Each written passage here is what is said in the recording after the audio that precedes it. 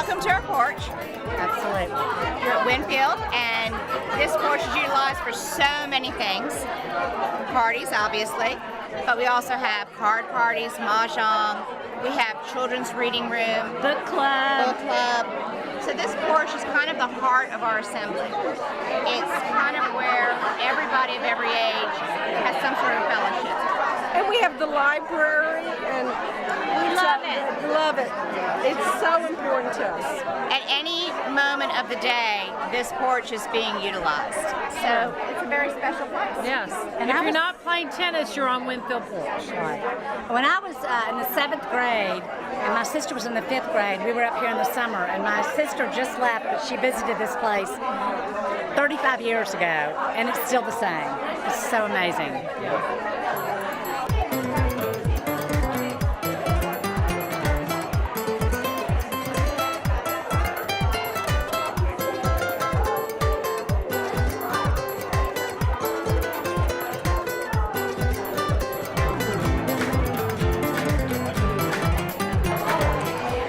It's old-fashioned, it's traditional, and you never have to worry about anything. You come through the gates and all your cares just fall away. It's just a wonderful place, and your children love it. I'm 7th generation up here, and my children, we've all grown up here, so I love the old-fashionedness of it. Good. So what about you, sir? Well, I'm new here. I've only been here 3 years, but I started coming 30 years ago, and it's just the greatest place to move back in time and slow down and enjoy life. We just love it. What do you like, man? I'm newer than he is, but I love the friendliness of everyone here, and it's a great place for families to gather. I came here as a bride, not before I married. My engagement was announced in July the 4th, 1949. And I came up here and I had never heard of Monteagle. I had never heard, I thought we were going in the mountains with maybe a log cabin by a stream, maybe no plumbing. I didn't know what to expect. But anyway, I've been coming ever since. What's your favorite thing about this place? If you had to pick a couple of things out. My favorite, probably the people. I've met many wonderful people over the years, and I still come every summer for 8 weeks.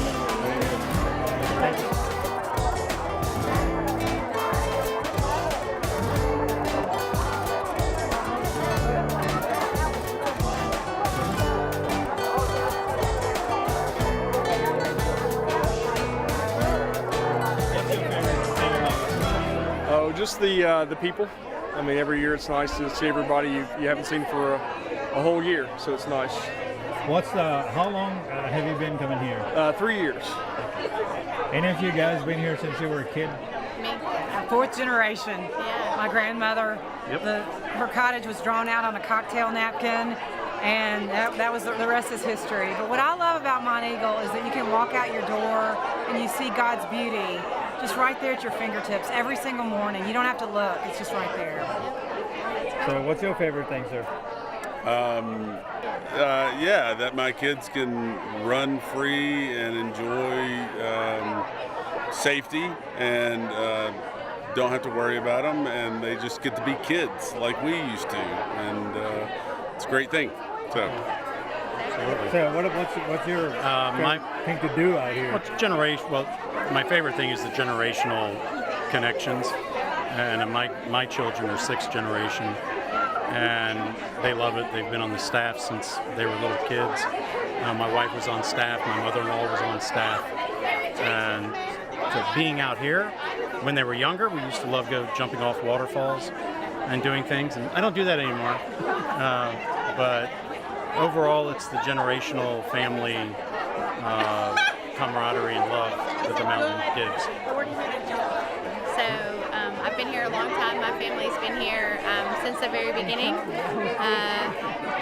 The Harton family's been here for a long time, and my kids have been here for a long time. And not only have I've grown up here as a child, my great-grandmother, my grandparents, my parents, all my kids have been here. And then as we get older, now we actually live in the community outside the assembly, and we still come back every summer with our kids, and we get to do our everything here, so it's really wonderful. Yeah. Very good. Yeah. Well, I'll ask you a question. Okay. We're sister-in-laws. Oh, yeah? Yeah. So your whole family's here? Absolutely, yeah. We come every summer. Extended family. How long you guys been coming here? Since I was a baby. I'm what they call an outlaw, so I married in, and I've been here 27 years, and only reason I made it was because I had 3 sister-in-laws who sort of embraced me, because there's one boy, and he loves it just as much. He does. And I have 4 boys now, and we live in Los Angeles. Every summer, we never spend a summer in Los Angeles. So. I grew up in Texas, and we made the trek every summer and now I live in Atlanta, and I get to come up all the time. Okay. And I married a guy that went to Swanee, so we come up a lot. Let's go this way. What's your favorite thing to do out here? Yeah, in Monteagle. Yes. Go walking with friends. Yeah. Let the kids play. Yeah, the kids just take off. Party. Yes, that's so fun. Yeah. Arty party.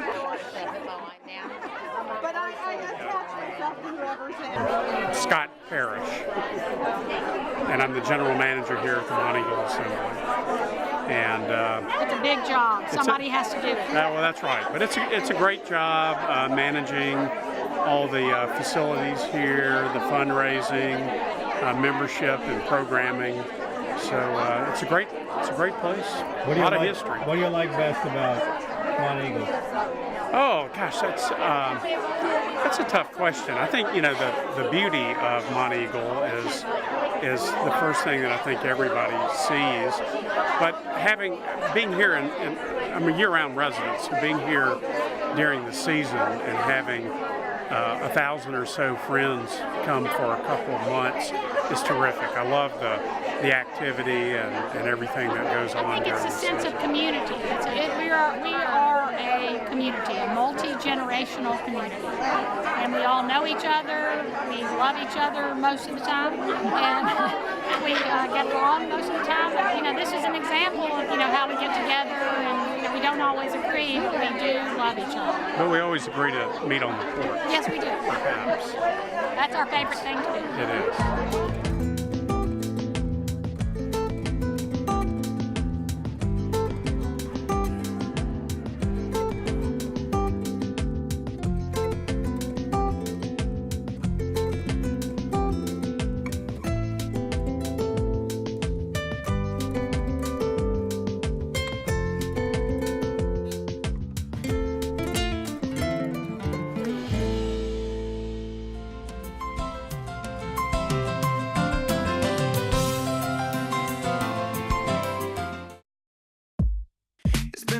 Time coming, seeming like we all been running, feeling like the Wild West gunning, listen to our elders shunning, all we see is faces, color, all the other races, other, why can't you just be my brother, we don't have to kill one another, all around the world, we are one, all around the world, we are one. So where did we all go wrong?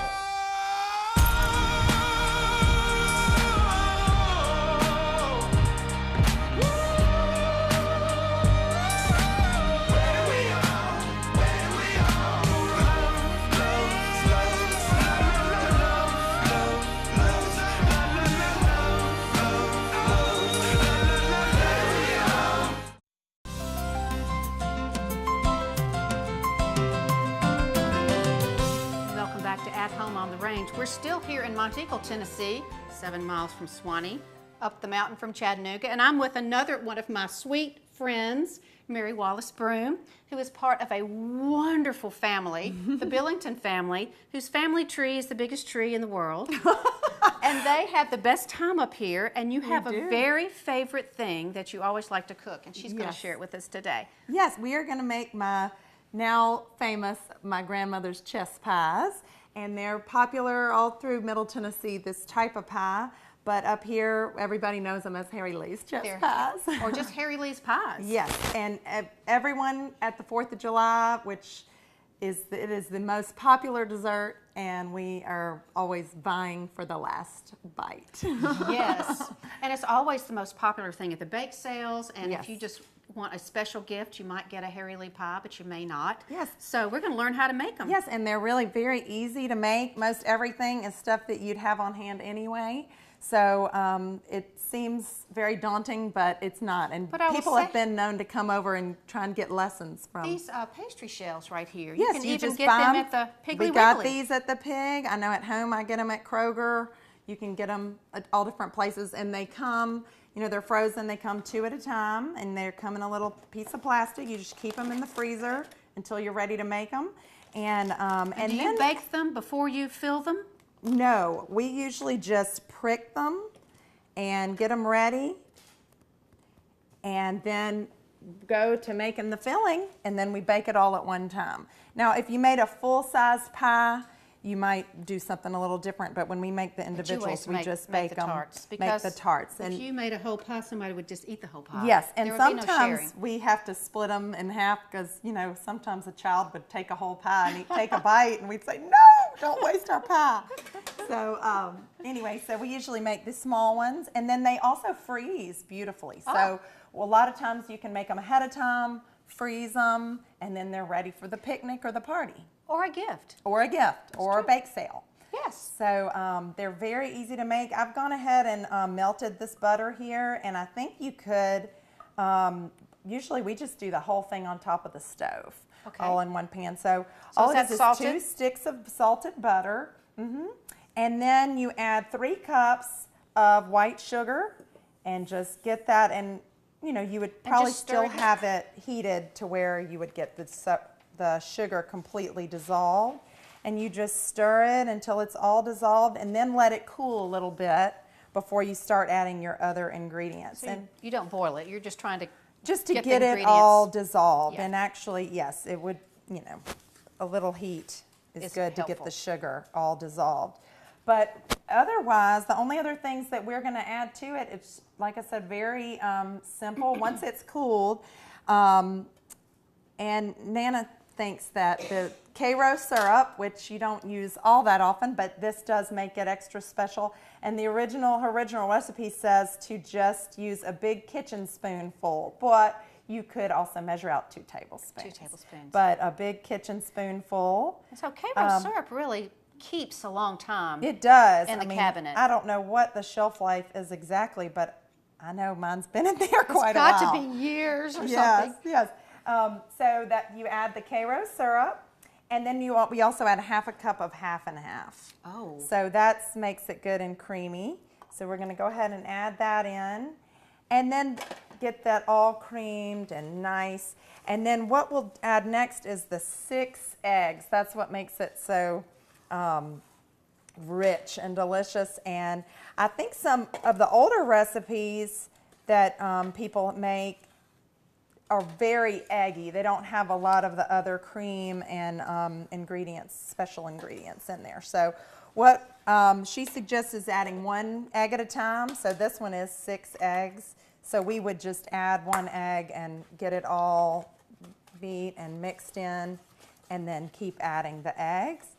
And our other ingredients that we would want to add is some apple cider vinegar, and that kind of tempers some of that sweetness from the sugar and from the Karo syrup. So you add the vinegar, and make sure I don't want to forget anything. A dash of salt. That just balances things out. That's a secret ingredient. I You don't think think so about too. salt and pies, but it really brings out some great flavor. It does. And then I think all that's left is a little vanilla. So I've got everything in there. Of course, I'd need to add the rest of the eggs as a rule, you know, but to make them all, and then all we'll do is add them to the pie shells and bake them. And you just pour them right into the pie We just shell. pour them right into these little pie shells. And I don't have all the eggs in there, but you would fill it. Pretend, yes. You would fill it almost to the top. And then you bake them for about 40 minutes, I'd say, 40 minutes at 325. And you want it to get nice and brown on top, and that just makes it so delicious. So you actually bake it in the Bake tin. it in the tin, and sometimes you can transport them that way, leave it in the tin if you want to, or you can take it off like we've done here. Either way, and so you just put them in and bake them, and keep your eye on them until they start to get good and brown like you'd like. This one, you know, has a nice brown top to it. And you would think makes that it, you would have to cook the shells first, but no, just you can really bring it right from the freezer. I think because they're small, you know, it's not a problem to get it baked all the way through. Yeah, and maybe they would transport nicely in this too. Yes, and that would be easy. Do you freeze them in here too? Yes, we freeze them in here. We usually, you know, you can even stack them with some wax paper or something in between in the freezer, and then they're just ready to go. So they don't stay in your freezer very long. No, they don't last. They don't last long. They're not going to last very long. No. Well, tell me just a little something about your wonderful family and how long you've been here, and just a little few minutes about that. I've only missed, in all my years, I've only missed one 4th of July. Everybody makes it a very big point to get here in the summer to see everybody. It's kind of like a family reunion.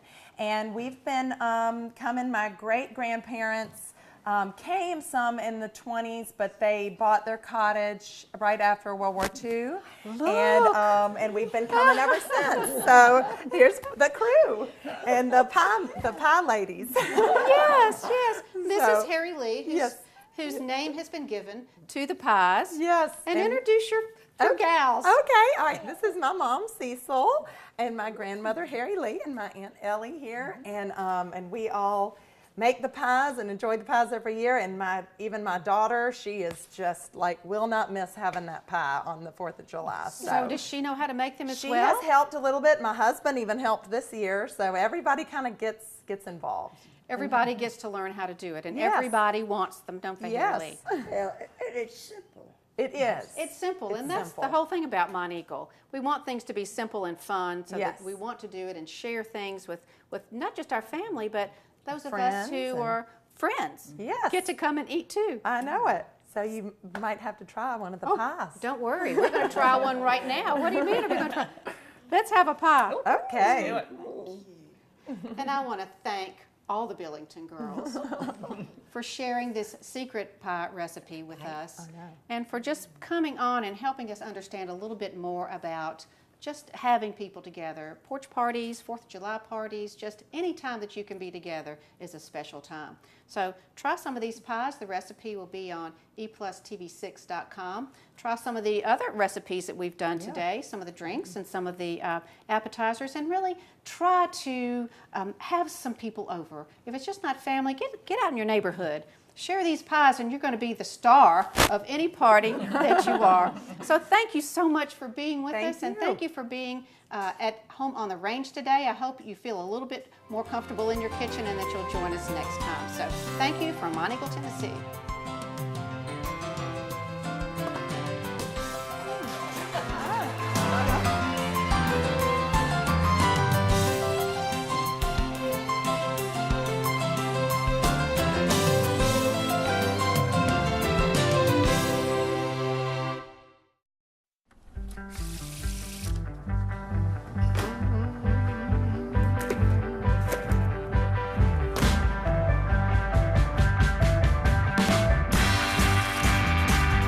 Time and time again, you know, when I'm doing street magic, I'll walk up to someone and I can just see that they're against me, right? They don't want to be amazed. They don't want this experience to happen.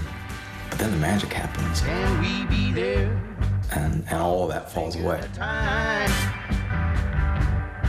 know that some will say, come on, man. Matters a little bit. Stunned. I believe it. It's the experience of waking up and seeing things the way you saw them before they became ordinary.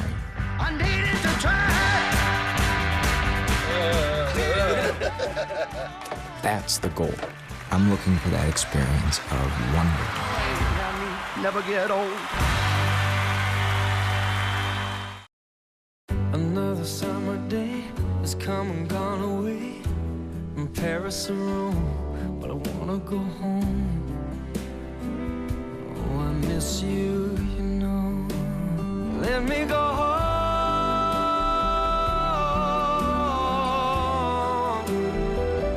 It'll all be alright. I'll be home tonight. I'm coming back home.